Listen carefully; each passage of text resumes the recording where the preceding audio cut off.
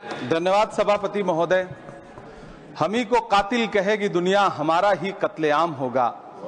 हम ही कुएं खोदते फिरेंगे, हम ही पे पानी हराम होगा। सभापति महोदय, सन 1947 में दिल्ली की जामा मस्जिद की तारीखी सीढ़ियों पर खड़े होकर के भारत रत्न मौलाना अबुल कलाम आजाद साहब ने कहा था कि मुसलमानों कहां जा रहे हो, यह है तुम्हारा मुल्क, यहां तुम्हारे आबाओ अजदाद की कब्रें हैं। उस वक्त मौलाना आजाद की ये सदाएं सुन करके लोगों ने अपने सरों की गठरियां उतार करके रख दी थी। आज उसी दिल्ली में मौजूद देश की संसद में एक बिल आया है जो हमसे उसी जामा मस्जिद की सीढ़ियों के सबूत मांगेगा, जो उन्हीं सीढ़ियों के पास अपनी कब्र में सोए हुए मौलाना आजाद को फिर से कब्र से सदा देनी पड़ेगी कि ये जो कब्र है वो मेरी कब्र है, ये किसी सरकार की जागीर नहीं है। सभापति महोदय, मैं जहां खड़ा हूं इसी संसद भवन के सामने सड़क के उस पार अपनी कब्र में सोए हुए भारत के पूर्व राष्ट्रपति फखरुद्दीन अली अहमद की कब्र है। शायद अब उस कब्र से भी सदाएं आए कि ये कब्र मेरी कब्र है, ये सरकार की जागीर नहीं है। सभापति महोदय, मैं वक्फ कानूनों में किए जा रहे संविधान विरोधी बदलावों के खिलाफ बोलने के लिए खड़ा हुआ हूं। संविधान का आर्टिकल 14 हो, 29 हो, 30 हो, चीख चीख कर कहता है कि देश में सब बराबर के हकदार हैं। आर्टिकल 26 कहता है कि सबको अपने अपने मजहबी कामों के लिए मंदिर, मस्जिद, गिरजाघर, गुरुद्वारों का निर्माण करने का हक है और उसका रखरखाव का भी हक है।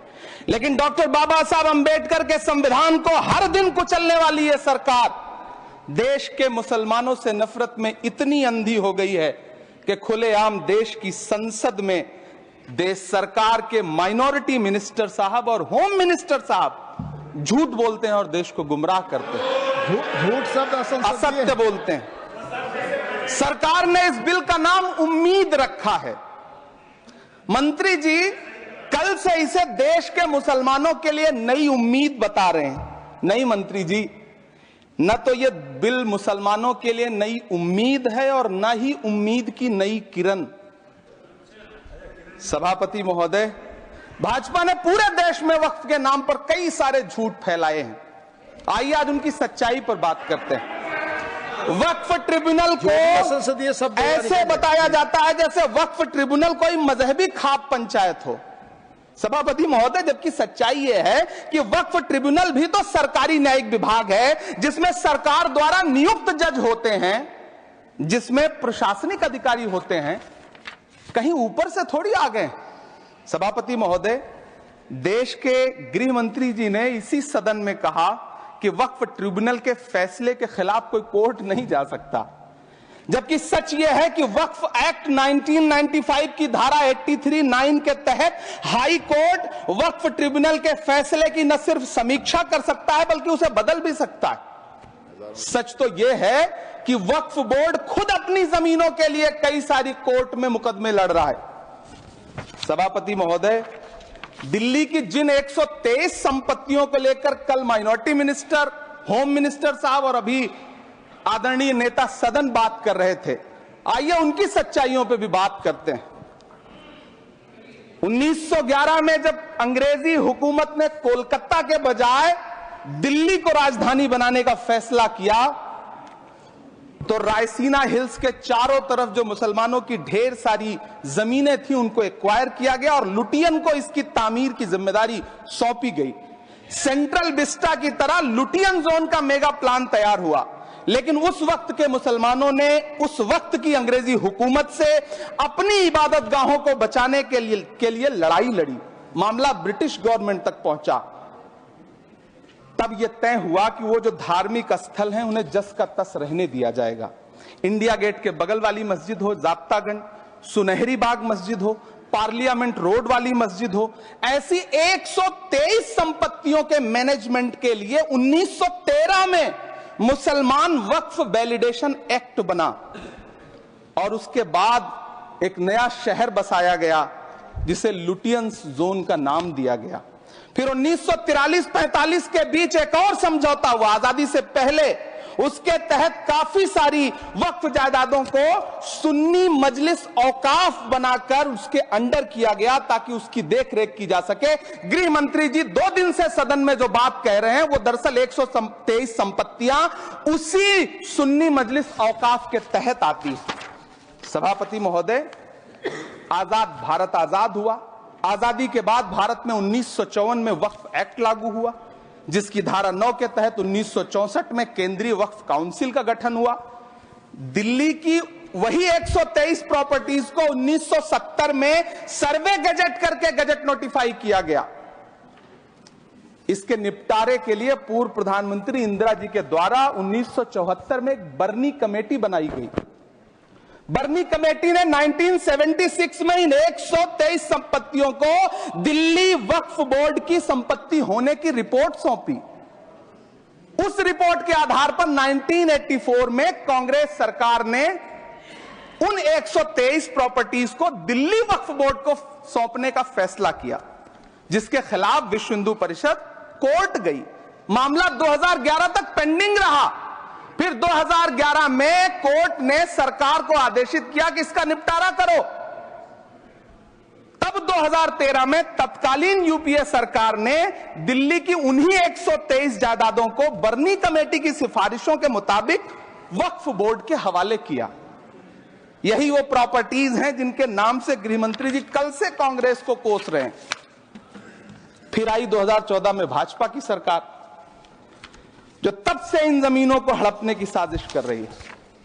जिस बिल को मुसलमानों के हुकूक की हिफाजत करने वाला बिल बताया जा रहा है, उसी को पेश करने के लिए और उस पर बात करने के लिए लोकसभा में भाजपा सरकार के पास एक भी मुस्लिम सांसद नहीं है। जिस वक्त, मैं लोकसभा कह रहा हूं, सुना करिए, जिस वक्फ बिल को मुस्लिम महिलाओं को हक दिलाने वाला बताया जा रहा है, उसे संसद में पेश करने वाली पार्टी के पास न तो राज्यसभा में, न लोकसभा में, न देश की किसी विधानसभा में एक भी मुस्लिम महिला सदस्य नहीं।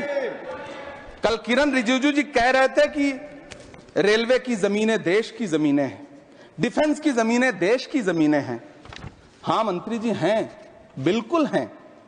ये जो वक्फ की जमीनें हैं, ये हमारे पुरखों ने धार्मिक कामों के लिए डोनेट किया है। तो हम भी तो इसी देश के नागरिक हैं, हम भी तो इसी देश के बेटे हैं। तो वक्फ की जमीनें भी तो इसी देश की जमीनें हैं, उनको पराया क्यों बोलते हैं आप? सभापति महोदय, अशफाकुल्लाह खान जब फैजाबाद की जेल में फांसी के फंदे पर झूल रहे थे तो इसी देश की जमीन के लिए झूल रहे थे ना।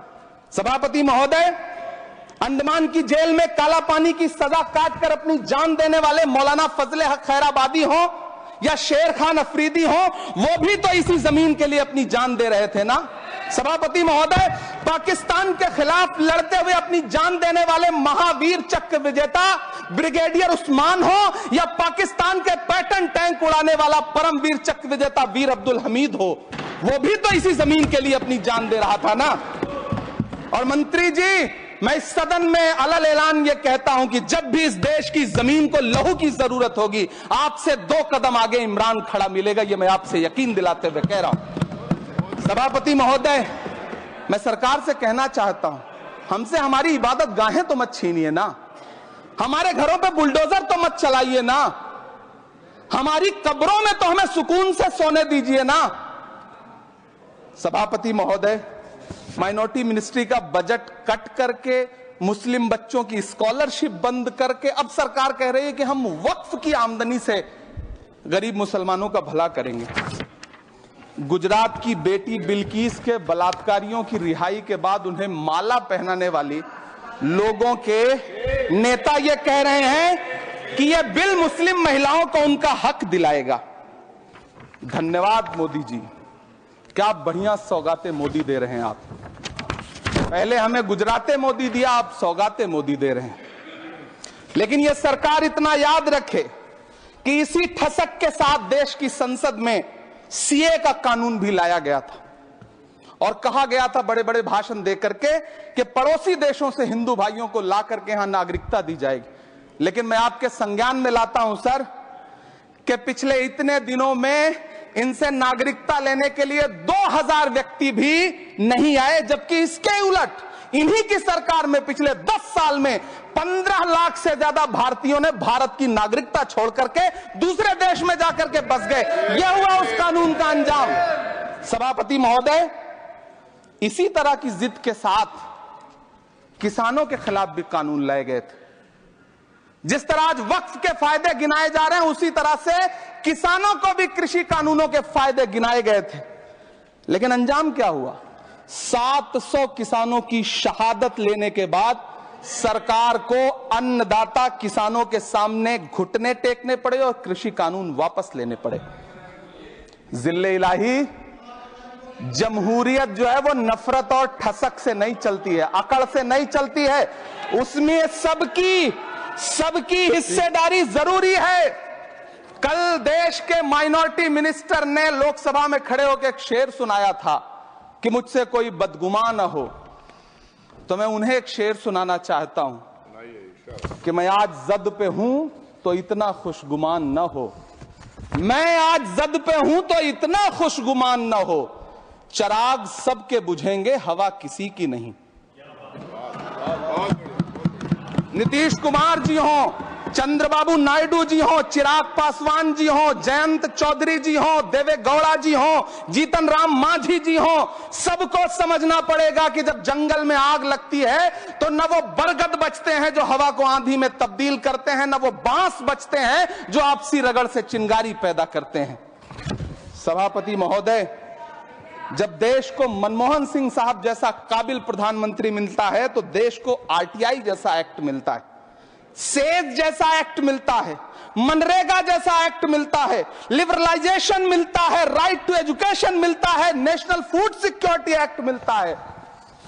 लेकिन जब देश को सौगातें मोदी मिलती है तो क्या मिलता है? सीए मिलता है, फॉर्म्स लॉ मिलता है, आर्टिकल 370 मिलता है, इलेक्टोरल बॉन्ड जैसा एक्ट मिलता है और वक्फ अमेंडमेंट एक्ट जैसे बिल देश को मिलते हैं। मुझे तो अपने हमवतन भाइयों से पूछना है कि आपको अपने बच्चों की तरक्की, खुशहाली और नौकरी की दरकार है या फिर मुसलमानों की दान की गई जमीनों को लूट कर धन्ना सेठों को देने की साजिश करने वाले कानून की? सभापति महोदय, यह सरकार रात के 3 बजे तक पूरे देश को जगा करके संसद में अपने ही नागरिकों को नीचा दिखाने के लिए वक्फ बिल ला रही थी, तो उधर रात के 1:30 बजे अमेरिका हम पर 26% टैरिफ लगा रहा था।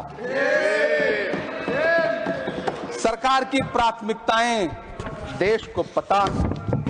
सभापति महोदय, मैं बहुत भावुक हूं आज, और मुझे अच्छा लगा कि आदरणीय नेता सदन जगत प्रकाश नड्डा जी ने बहुत अच्छी बातें भी की, मन से बातें की। क्योंकि उनके नाम में प्रकाश जुड़ा है तो मैं उनमें हमेशा एक रोशनी की किरण देखता हूं। मैं उनके सामने बहुत अदब से ये बात कहना चाहता हूं कि चरागों के सफर में दबदबा हो आंधियों का तो फिर अंजाम जुल्मत के सिवा कुछ भी नहीं होगा। ये दुनिया नफरतों के आखिरी स्टेज पर है, इलाज इसका मोहब्बत के सिवा कुछ भी नहीं होगा। मैं भावुक हूं, मेरी पलकें गीली हैं।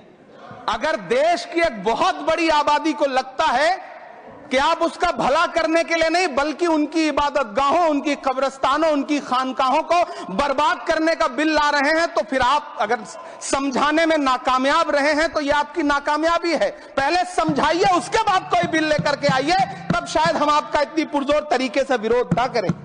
लेकिन सभापति महोदय, मैं अंत में सिर्फ इतना कहना चाहता हूं कि इस बिल में जो भी पॉइंट्स दिए गए हैं, बॉम्सी पोर्टल देख लीजिए, सरकार का झूठ आपको पकड़ में आ जाएगा। हम डरे नहीं हैं, हम सिर्फ सरकार से अपील कर रहे हैं कि हमें अपना समझिए।